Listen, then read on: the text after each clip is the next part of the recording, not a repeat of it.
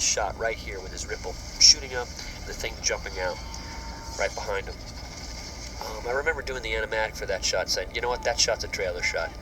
And that was Tyrese's second day, where the guys actually had to run over a carpet of explosives as the stuff was fired behind them. I'm like, guys, do not stop, do not trip, and we're going to fire these things off, and the stand's going to go because it will really hurt your foot. So that look is, I guess, one of fear and real terror there.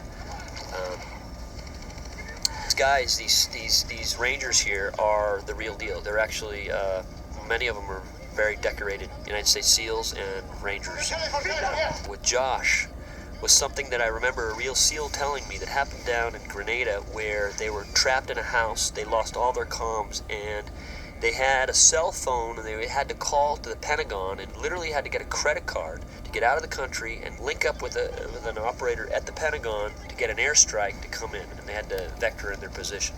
So something I always held in my my ideas of wanting to get into a movie. So this was an idea of making it kind of fun and serious at the same time. I just like the whole chain of events and how fast you can see this airstrike come in. An Air Force Combat Controller, that's what Tyrese plays. And an Air Force Combat Controller is a guy who actually, it's a job that a guy can use a gun, he can help them in battle, but he's a very important tool in terms of getting very deadly air support, which is what they call danger close, which is where they'll shoot missiles and they give a precise position where the friends are, and they will give a precise position where the foes are, and these missiles will sometimes come in 50 feet, 20 feet. That's why they call it danger close there. You know, sometimes you think we're movie-izing this thing up, where the guys are coming in with I guess these are sighting things on their guns. That's called marking a target. On the AWACS, that was done at Edwards Air Force Base. That literally, I told these guys on the AWACS, these are all the real guys. I said to the guy in charge of the AWACS, I said, how would you run this mission? This is what's going down on the ground. This is what's happening. And literally within 3 minutes, these guys were talking. I did not add one line here. This is exactly how they talk. That's as fast as they talk. And literally, we were capturing it like a documentary. It's amazing how fast everyone's talking over each other, and a multitude of things going on. And what's going on, Josh, right now is laser designating for these missiles coming in right now. And that's actually how it's done. The Warthogs are, I must say, very kind of scary because they've got a very low kind of sound to them, and they get very low to the ground, and they're slow enough where you can see them, and it's got this evil whine to it, and they're just so deadly, these things. Our first scene that we shot, and it was one of the first scenes that was kind of digitally completed, and that was kind of, I guess, this of how these Transformers should look. I started showing some of my friends this scene, and I kept saying, well, what is it, an animation? What is it? And then I'd show them this scene, and then instantly, this is a scene they go, I get it. I understand the movie now. I'm doing this kind of in a real-life way, and it's got fun, and, you know, it's kind of sci-fi kind of to it. So I guess this is when we started to convince a lot of people. Like, even the Japanese came in, the Toho distributors. I had to do a lot of dog and pony shows for a lot of people.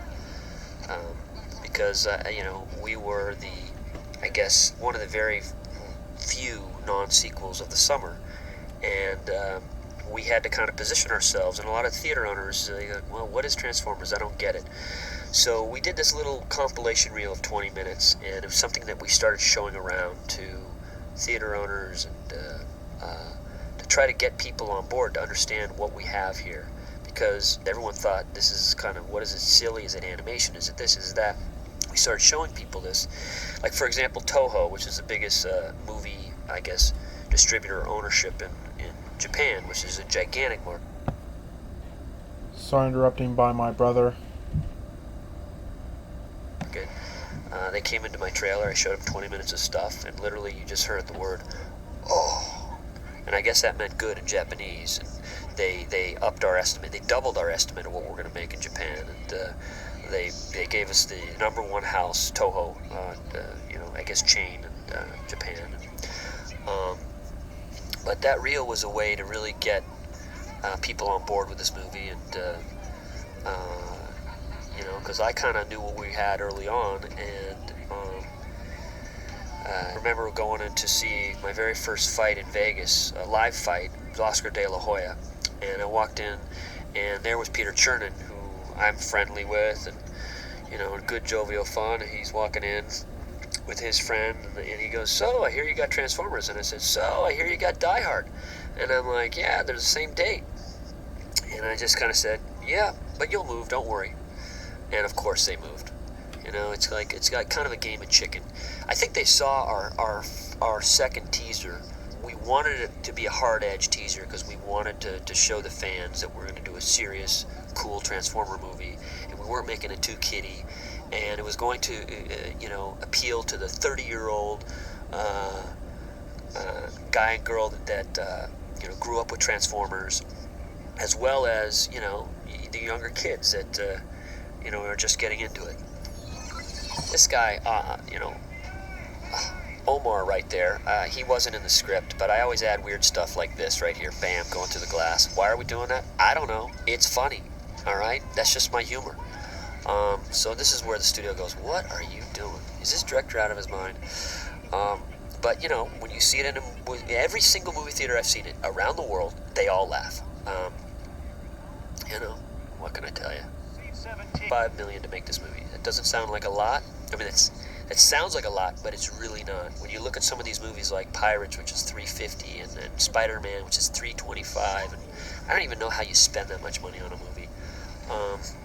I'm really proud of the fact that we did this movie for ultimately $151 at the end of the day.